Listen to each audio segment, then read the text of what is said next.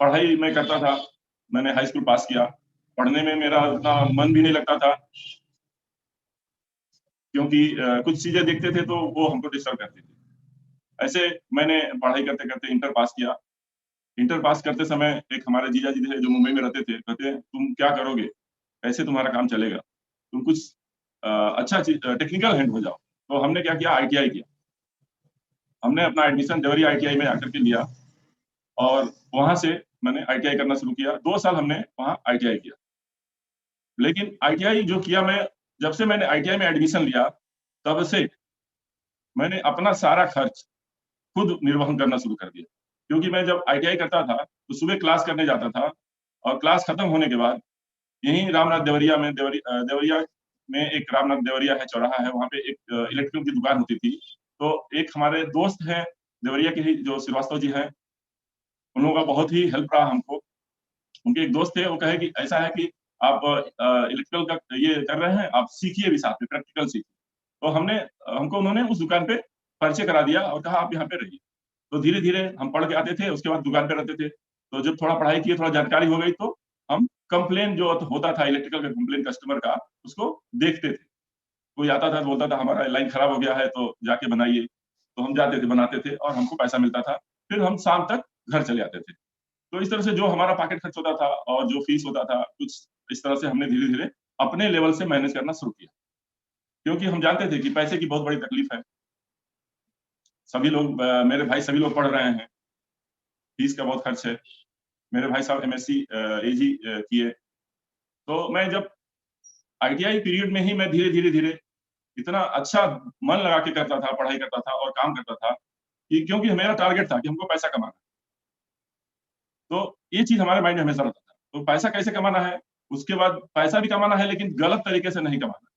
ईमानदारी से, मेहनत से कमाना है। क्योंकि आज तक हमने हमारे परिवार में ये चीज़ का ये रहा है कि कोई भी गलत काम नहीं करना है, ईमानदारी से रहना है, किसी से झूठ नहीं बोलना है। ये हमें परिवार से सिखाया जाता था और इस पे रहने के लिए बोला जाता था। क्योंकि हमारे परिवार में कोई भी ऐसा नहीं था जो चीटर हो या धोखा देने वाला काम करता हो। सब लोग इसी स्टडी के थे, इसलिए हम भी उसी ट्रैक पे थे। तो धीरे-धीरे आईटीआई भी खत्म हो गया। उसके बाद हमने क्या किया कि अप्रेंटिसशिप के लिए अप्लाई किया, जो यूपी स्टेट इलेक्ट्रिसिटी बोर्ड है उसमें, उसमें हो गया। तो धीरे-धीरे उसमें हमने अप्रेंटिसशिप किया, उसमें हमें ये मिलने लगा कुछ सैलरी मिलती थी अप्रेंटिसशिप की।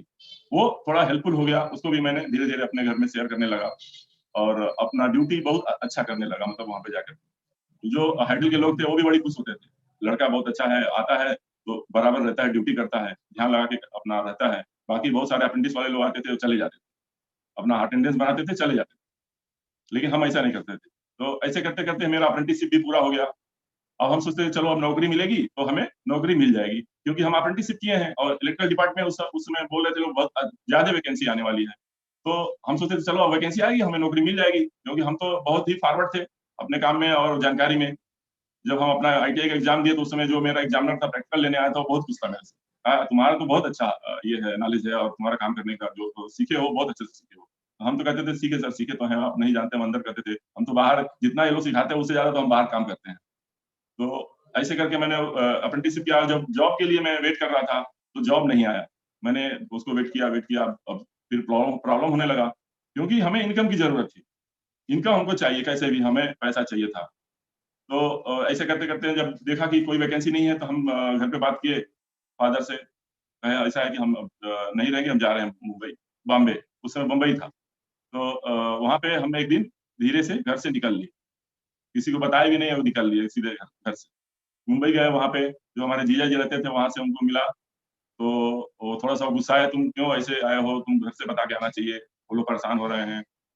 तो हमने कहा, "अब क्या करें जीजा जी, ऐसी-सी बात है, हम जानते हैं, मजबूरी है आप हमारे घर की।" तो कहा, "ठीक है, हम तुमको यहाँ पे हम काम दिला देते हैं।" तो उन्होंने हमको काम दिला दिया वहाँ पे और वहाँ पे एक कंपनी में मैं काम करने लगा। लेकिन जो वहाँ पे रहने का ये था सिस्टम था और वहाँ पे जो ड्यूटी करने का था, बहुत ही टफ था और उसके हिसाब से हमें जो पैसा मिलता था, वो इनफ नहीं था हमारे लिए, जो हमारे माइंड में था।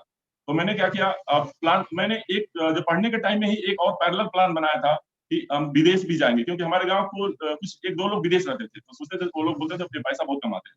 तो हमारे माइंड में तो पैसा कमाने का था। तो हमने जब आईटीआई में पढ़ रहे थे, तो उसी समय एक इलेक्ट्रिसिटी बोर्ड का स्ट्राइक हुआ 25 दिन के लिए। तो हम लोगों को वहाँ से स्कूल से ही भेज दिया गया और संजोग से हमें कसिया ही भेज दिया गया था। जिससे उस समय मैंने 25 दिन वहाँ स्ट्राइक ड्यूटी ड्यूटी किया और उस समय हमें जो पैसा मिला स्ट्राइक ड्यूटी का, उससे हमने पासपोर्ट बनवा लिए थे और वो पासपोर्ट लेकर के हम बम्बई चले गए कि अगर कुछ नहीं हुआ तो हम वहाँ से बम्बई से वहाँ ट्राई करेंगे, क्योंकि मैं ये जानता था कि बम्बई से ही लोग विदेश जाते हैं, दुबई जाते हैं। उस समय वहीं से वैकेंसी आती थी, वहीं जाते थे। तो मैं जब देखा कि जो हमारी बम्बई में काम करते-करते जो मेरी सैलरी थी वो बहुत ज़्यादा नहीं है, वहाँ पे रहने पे भी जो खर्च हो रहा है, जबकि मैं अपने जीजा जी के यहाँ रहता था, वहीं खाता था, उन्हें हमें बहुत सपोर्ट करते थे। कहते थे, "ठीक है, तुम अपना पैसा बचा के रखो और घर पे भेजो।" तो फिर भी वो इनफ नहीं होता था। तो मैं अब सोचने लगा, मैं अब क्या करता था, रोज़ संडे को ड्यूटी रोज़ करता था, संडे को छुट्टी होती थी। संडे को उठ करके और सुबह 5 बजे जाकर के एक पेपर आता था, असाइन द अब्रॉड। मैं उसको जा करके जल्दी से लेता था और ले करके आकर के हाथ मुँह धो करके बैठ के चाय कप लेकर के कप और बैठ जाता था और ढूँढना शुरू करता था कि हमारे लायक वैकेंसी कहाँ है इस समय, इस पेपर में। मैंने बहुत खोजा, 1-2 महीना, 3 महीना, 4 महीना बीता। फिर एक दिन ऐसा आया कि हाँ, हमारे लायक एक वैकेंसी उसमें आ गया। तो उस वैकेंसी पे जाकर के मैंने ड्यूटी पीरियड में ही अपने सुपरवाइज़र से परमिशन लेकर के 1 घंटे का और इंटरव्यू दिए। इंटरव्यू देने जब गया तो वहाँ पे हमारा सिलेक्शन, क्योंकि मैं तो ऑलरेडी प्रैक्टिकल में था। तो हमसे जो भी वो लोग पूछते थे मैं फटाफट जवाब देता था और अच्छे से सब बता देता था। तो वो लोग भी प्रभावित हुए, कहे नहीं ठीक है, तुम्हारा सिलेक्शन हो गया, तुम अब अपना हेल्थ चेकअप कराओ, मेडिकल करा के और सीधा उनको ऑफिस को दे दो। मैंने अपना मेडिकल कराया और ऑफिस को दिया। उसके बाद उन्होंने हमको 13 सितंबर 2000 1993 13 सितंबर 1993 को हमें वहाँ पे सीधा यहाँ से मुंबई से फ्लाइट करके दुबई, वहाँ पे एक स्टेट है फुजरा, वहाँ पहुँचा। वहाँ पे मेरी कंपनी थी एफएनसीटी और वहाँ पे मेरी करियर शुरू होती है अब। मेरी लाइफ की एक बहुत अच्छी करियर शुरू होती है उस समय के हिसाब से। मैं अपना काम करने लगा और इनकम अच्छी होने लगी। मेरी सैलरी मतलब उस समय जो भी इलेक्ट्रीशियंस हैं उनसे ज़्यादा लगी और ₹15,000 हमको मिलना शुरू हुआ। उस 15,000 को मैंने फिर अपने जो खर्च के लिए यूज़ करता था और बाकी घर पे भेज देता था फादर के पास में। वो अपने घर के जो भी पढ़ाई-लिखाई है, भाई भाई का, सिस्टर का, सबका और जो भी खर्च था उसमें उनको थोड़ा हेल्प हो गया।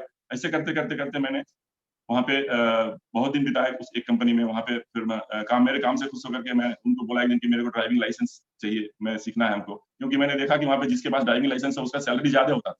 हमारे माइंड में ये होता था कि हमारा सैलरी कैसे बढ़ेगा? सैलरी बढ़ाना है। तो हमने कहा ऐसा है कि हमको ड्राइविंग सीखना है। तो हमने जाकर के वहाँ पे ऑपरेशन मैनेजर से डायरेक्ट बात किया। क्योंकि हमें जब साइट पे आते थे तो उनसे बात होती थी। तो उन्होंने नहीं किया, क्योंकि कंपनी जल्दी किसी को ऐसा पेपर देती नहीं है। तो जानते हैं लोग जब ज़्यादा जान जाएँगे तो भाग जाएँगे, बाद में दूसरे कंपनी में चले जाएँगे। तो वो लोग देते नहीं थे, लेकिन मैं गया, अच्छा संबंध था, हम लोग का अच्छा ट्यूनिंग था थोड़ा। हम लोग पेपर दिया और मैं उस करीब 12 ट्राई में मैंने उस क्वालीफाई कर लिया। करीब 1 डेढ़ साल लगे थे।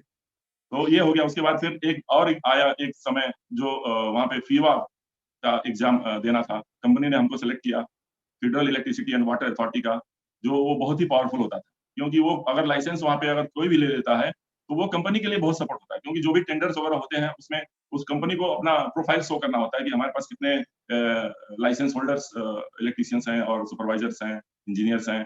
तो उसका बड़ा महत्व होता था। तो मैंने उसको भी बहुत कोशिश करके वहाँ पे काम करता था, ड्यूटी करता था और फिर पढ़ाई करता था। पढ़ाई कर करके उसको भी जब एग्ज़ाम हुआ तो उसको भी क्वालीफाई कर लिया।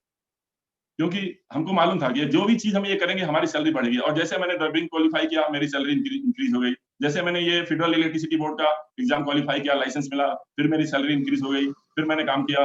बाद में मुझे जब ये सब हो गया तो दूसरे कंपनी से हमें एक ऑफ़र मिला कि आप हमारी कंपनी में आ जाओ, मैं आपको इससे ज़्यादा सैलरी दूँगा। फिर मैं सोचा अभी तो मैं क्या करूँ, अभी जाऊँगा तो मेरे को नो एंट्री लगा देंगे ये लोग। तो मैंने फिर धीरे-धीरे काम किया और अपने बॉस जो हमारे एग्ज़ीक्यूटिव मैनेजर थे, मैंने डायरेक्ट उनसे बात किया। सर ऐसी-ऐसी है, मैं बहुत गरीब परिवार से हूँ और मैं इतने करीब 7 साल हो गए आपके पास काम करते हुए, मेरी सैलरी इतनी ही है और मैं चाह रहा था कि थोड़ा और दूसरी कंपनी में जाकर के कुछ काम करूँ, जिससे हमारी सैलरी और इंक्रीज़ हो जाए, बढ़ जाए। और मैंने दिखाया उनको अपना एक अपॉइंटमेंट लेटर कि इसमें इतना सैलरी लिखा हुआ था। तो मेरे बातों से उन्होंने बहुत प्रभावित हुए और कहे ठीक है, कंपनी तो किसी को रिलीज़ नहीं देती है, लेकिन ठीक है मैं जानता हूँ तुम बहुत एक हार्ड वर्कर हो और बहुत ईमानदार हो, तो ठीक है और तुम्हारी फैमिली की वजह से मैं तुमको एनओसी देता हूँ। उन्होंने एनओसी दिया, मैंने फिर जाकर के दुबई में एक कंपनी जॉइन किया एएनसी। तो वहाँ पे मैंने कुछ दिन काम किया। वहाँ पे काम करते वहाँ पे भी मैंने इंक्रीमेंट अपना लिया। फिर उसके बाद एक और अच्छी कंपनी से भी ऑफर आया। मैंने फिर उसको जॉइन किया जो वो हमें इलेक्ट्रिकल सुपरवाइज़र का पोस्ट दिया था। तो वहाँ पे मेरी अच्छी थोड़ी सैलरी हो गई।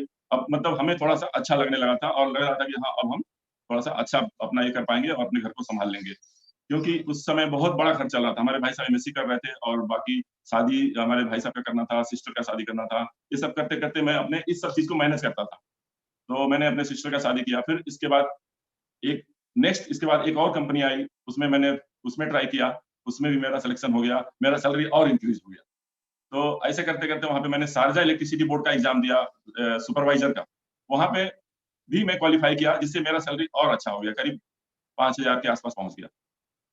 5,000 दिरहम मतलब बहुत होता है इंडिया का उसमें, करीब-करीब हो जाता है वो 60-70 50,000 से ऊपर हो जाता था। तो ऐसे करते-करते मेरा जब ये हो गया, तो जब मेरा लाइसेंस जो मुझे मिला सीवा का, Sharjah electricity and water authority का, वो बहुत बहुत ही मेरे लिए काम आया। उसके बाद एक और कंपनी को जब मैं पता चला तो वो कहा कि ठीक है, आप हमारे पास आ जाओ, मैं तुमको इससे ज़्यादा सैलरी दूँगा। क्योंकि उनको ये लाइसेंस की ज़रूरत थी। तो इस तरह से मैंने करते-करते ईटीए में चला गया। एक हमारी कंपनी थी दुबई में ईटीए, जो बहुत बड़ी कंपनी है मैकेनिकल एंड इलेक्ट्रिकल के लिए। और उस कंपनी में गया, वहाँ पे एक प्रोजेक्ट था एयरपोर्ट का, दुबई एयरपोर्ट का, जो कंसंट्रेशन टर्मिनल 3 था, जहाँ से सिर्फ एमिरेट्स का फ्लाइट होता है और वो भी बड़ी फ्लाइट है, डबल डेकर भी होती वहाँ से फ्लाइट होती थी। उस प्रोजेक्ट को मिला और उस प्रोजेक्ट में वो प्रोजेक्ट बहुत बड़ा था। उसकी जो एक बिल्डिंग थी, वो 1 किलोमीटर लंबी बिल्डिंग थी। सोच लीजिए, एक बार अगर उसको जाना है तो एक राउंड में 1-2 किलोमीटर होता था। 1 किलोमीटर जाना और 1 किलोमीटर घूम के आना। जिसमें वो 4 फ्लोर नीचे था और 8 फ्लोर ऊपर था। तो अब उसमें एज़ ए इलेक्ट्रिकल इंजीनियर था, उसमें ये था कि मतलब हमें सिर्फ़ ऑफ़िस से अपना जो हमारे नीचे जो चार्जेंट थे, सुपरवाइज़र थे, मैं उनको ये करता था, लेकिन फिर भी जाके साइट पे इंस्पेक्ट तो करना था। क्योंकि जब भी हमारे कंसल्टेंट्स इस वर्क इंस्पेक्शन के लिए आते थे, तो हमें उनके साथ रहना पड़ता था और जवाब देना पड़ता था। इसलिए मैं डेली अपने जो भी सुपरवाइज़र और ये सार्जेंट थे, उनके साथ रहता था और उनका जो भी परफ़ॉर्मेंस था, देखता था, वर्क को समझता था, क्योंकि हमें जवाब देने में आसानी रहे। तो ऐसे करते-करते वो एयरपोर्ट का प्रोजेक्ट बहुत ही बढ़िया था। मतलब हमारे लाइफ़ में मतलब वो समझ लीजिए कि उतना बड़ा प्रोजेक्ट एक समुंदर के जैसा था और वहाँ पे उस समय मेरी सैलरी इंडिया की 1.5 लाख रुपए के आस-पास हो गई। तो ऐसे वो प्रोजेक्ट भी पूरा हुआ, उसमें मेंटेनेंस में रहा करीब 1 साल में एयरपोर्ट के अंदर, जो बड़ा मज़ा आता था। एयरपोर्ट में जाते थे, पास होता था, जो भी एयरपोर्ट के अंदर कोई एंट्री नहीं कर सकता था, सिर्फ़ एयरपोर्ट अथॉरिटी के जो लोग थे वही जाते थे, जो स्टाफ था वही जाता था।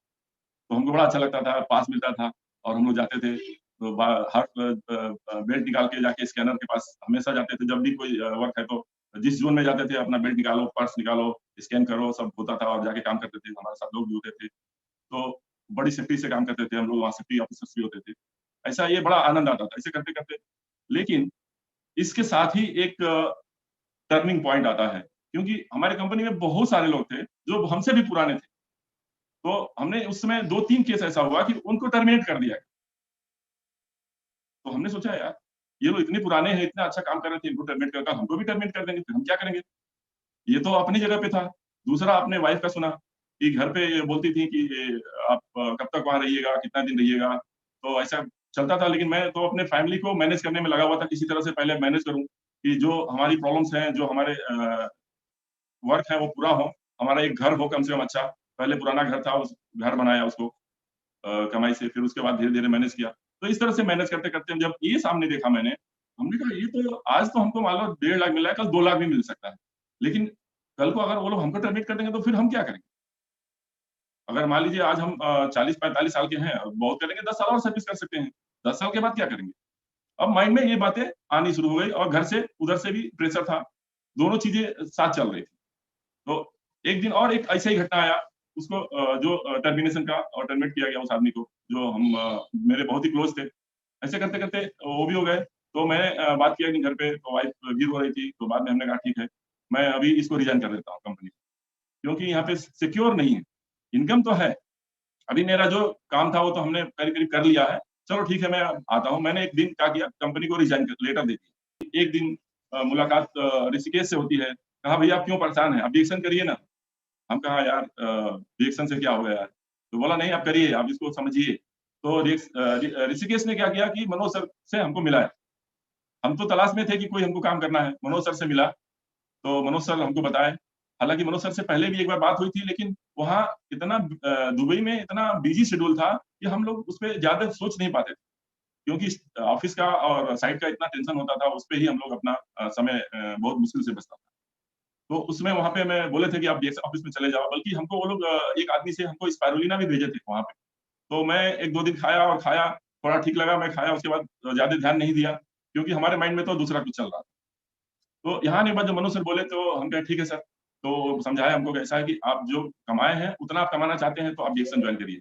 तो ये बात हमको बहुत अच्छी लगी, क्योंकि मैं जो कमा रहा था उतना अगर हमको हम भी यही सोचे, कम से कम मैं अगर 1.5 लाख कमा रहा हूँ, तो कम से कम हमको 1.5 लाख कमाना है। तो छोटे-मोटे सेटअप में हम पड़ना भी नहीं चाहते थे, क्योंकि अभी एक छोटा-सा दुकान खोल देंगे, तो सुबह 7 बजे से शाम को 8 बजे तक बस बैठे रहो दुकान पे और बहुत कमाई होगी तो 25,000 50,000 होगा। क्योंकि हमारे पास इतना पैसा भी नहीं था कि मैं 1-2 करोड़ लगा करके बड़ा सेटअप बनाऊँ और अच्छे इनकम में जाऊँ। क्योंकि मैंने जो भी कमाया था, सब खर्च करते गया था और मेरे पास सेविंग नहीं था। तो अब सेविंग नहीं होने के कारण कोई बड़ा सेटअप नहीं स्टार्ट कर सकते थे और छोटा सेटअप में हमारा माइंड एक्सेप्ट नहीं होता था। ये अभी स्टार्ट कर देंगे फिर इसी में फँस जाएँगे। तो ऐसे सोचता-सोचता जब मनोज सर बोले तो हमें ये बात बहुत अच्छी लगी। कहे कि जितना आप कमाते हैं उससे ज़्यादा कमाइएगा। तो ये बात हमारे माइंड में क्लिक कर गई। तो हम कहे अच्छा सर, तो मैंने इनसे 1-2 बार मुलाकात किया, इन्होंने बताया। उसी समय एक वाराणसी में मीटिंग था, वेबिनार मीटिंग था, जिसमें हमको उस समय पता नहीं था कि देहसान डीएक्सन था और डीएमआई इंडिया था। वो उस समय डीएमआई इंडिया बन गया था। जब मैं उसमें गया था तो फरवरी वाराणसी में एक वेबिनार मीटिंग वहाँ पे गया तो वहाँ पे डॉक्टर लिंग जी का मुझे दर्शन हुए और उनका अट्रैक्शन भी था, उनकी जो बातें थी मुझे बहुत अच्छी लगी। और फिर मैं धीरे-धीरे अब मतलब रिएक्शन अब मैं मतलब जॉइन कर लिया समझ लीजिए। जॉइन करके उसपे अब धीरे-धीरे वर्क शुरू करना शुरू किया। हाँ, चलो ठीक है तब तक जो कुछ नहीं कर रहे थे इसको करते हैं। तो जब इसको करने लगा धीरे-धीरे और इसमें कुछ धीरे-धीरे बातें शुरू हुई। मैंने वाइफ़ की जो प्रॉब्लम थी बहुत सारे डॉक्टर के पास जाती थी, तो इलाज करवाता था। मैं आने के बाद भी अभी बहुत इलाज करवाता था, क्योंकि ये सारी चीज़ें तो नहीं खाई थी। ये स्पालुना वगैरह खाई थी तो उनको थोड़ा-सा राहत मिला था। पूर्ण रूप से फिर भी ठीक नहीं थी। तो जब मैंने इसको खाया क्योंकि मैं भी दुबई से आया तो मुझे भी समझिए जो आदमी 22 साल दुबई में रहेगा उसका हेल्थ कैसे सही रह सकता है, आप जो दुबई रहता है वही बता सकता है, वो बिल्कुल सही नहीं रह सकता है। लेकिन फिर भी मैंने अपने आप को बहुत मेंटेन रखा था, लेकिन फिर भी मुझे भी कुछ प्रॉब्लम्स थी, इवन बवासीर का भी थोड़ा प्रॉब्लम था। तो मैं भाई साहब से बात किया जो उनका खुद का अपना एक मेडिकल भी है हमारे छोटे भाई साहब का, तो उन्होंने कहा ठीक है आप स्पालुना खाइए और मैं कुछ दवा देता हूँ उसको साथ में चलाइए। मैंने स्पालुना खाना शुरू किया धीरे-धीरे, तो मुझे इसमें बहुत अच्छा रिजल्ट दिखा। तो हम कहा यार जब सही है, इसमें और कुछ करेंगे तो जल्दी ये हो सकता है। कहे हाँ, तो फिर उन्होंने बताया कि स्पालुना है, आरजीजीएल है, आप इसको यूज़ करिए, चाय, कॉफ़ी है इसका पीजिए। तो मैंने ये सब शुरू किया। 1 साल के बाद मुझे ये पता नहीं चला कि मेरा बवासीर कहाँ गया। मैं सब कुछ खाने-पीने लगा, कोई खाने-पीने में रोक-टोक नहीं था। और इस तरह से जो बहुत सारा और भी ये लग रहा था मेरे को कुछ जलन होता था सीने में और ढिकार आता था शाम को, ये सब बहुत प्रॉब्लम होता था। लेकिन धीरे-धीरे ये सब चीज़ें गायब होने लगी और रिएक्शन में मैं जाता था, मीटिंग देखता था, तो मुझे बड़ा अच्छा लगता था। तो ये सब जब मीटिंग में जाता था, देखता था, सुनता था तो बड़ा अच्छा लगता था और घर पे आता था तो फिर उसका प्रोडक्ट एक-एक प्रोडक्ट को पढ़-पढ़ के रिसर्च करके यूज़ करता था और वाइफ को यूज़ कराता था। कहता नहीं आप ये खाइए, हम मीटिंग में सुन के आए हैं, ये चीज़ खाएँगे तो ये सारा प्रॉब्लम दूर हो जाएगा, ये सेल पे काम करता है। तो मैं उस प्रोडक्ट को इनको खिलाने लगा, खिलाते-खिलाते इनका जो गोरखपुर का और कसिया में डॉक्टर का जो टर्निंग था, हर 15 दिन पे इनको जो दिखाना था, 1 महीने पे जाके दिखाना था, वो धीरे-धीरे कम होने लगा, उसकी फ्रीक्वेंसी कम हो गई। तो जब फ्रीक्वेंसी कम हो गई धीरे-धीरे अब ये यहाँ तक आ गए कि इनको हम अब कब डॉक्टर के पास लेके गए हैं, वो डेट हमें याद नहीं है। यानी कितने दिन पहले मैं इनको डॉक्टर को दिखाया हूँ, अभी डेट याद नहीं है। यानी इनको डॉक्टर के पास जाना बिल्कुल बंद हो गया और ये अपना प्रोडक्ट जो था वो यूज़ करने लगी। तो ये सब करते-करते अब प्रोडक्ट पे हमें पूरा विश्वास हो गया कि ये प्रोडक्ट तो बहुत अच्छा है और बहुत ही बढ़िया है। तो हमारे दिमाग में अब बात आया कि चलो ठीक है, अब हम कुछ लोगों को बताते हैं, ये प्रोडक्ट तो बहुत अच्छा है, हमने खुद यूज़ किया है और हमें विश्वास है। क्योंकि मैं अब अगर यूज़ किए किसी को कैसे बता सकता था? अब बताने लगा थोड़ा, तो जब मैं बताने के लिए गया, तो मुझे बड़ा आश्चर्य हुआ, क्योंकि जब मैं किसी को जाके बोलता था, तो वो लोग विश्वास नहीं करते थे। हालाँकि जो मेरा संबंध था उसकी वजह से मेरा रिस्पेक्ट करते थे, लेकिन फाइनली वो लोग प्रोडक्ट हमारा यूज़ नहीं करते थे। तो मुझे बड़ा आश्चर्य होता था, ऐसे लोग हैं, इतना बढ़िया चीज़ है, मैं इनको बता रहा हूँ, ये तकलीफ भी है, इनको परेशानी भी है, लेकिन ये यूज़ नहीं कर रहे हैं। लेकिन मैंने इस चीज़ को बताते रहा क्योंकि हमें पीछे हमारे हमारे जो गुरु हैं मनोज गुप्ता जी, वो हमारे थे। वो जब कुछ प्रॉब्लम होता था तो हमको मैं उसे फ़ोन करता था, बताता था। वो हमको मतलब ये सांत्वना देते थे, नहीं आप बिल्कुल मत घबराइए, ये आप उसको बताते रहिए, लोगों से बताते रहिए, आप बिल्कुल मत घबराइए, सब लोग सुनेंगे। आप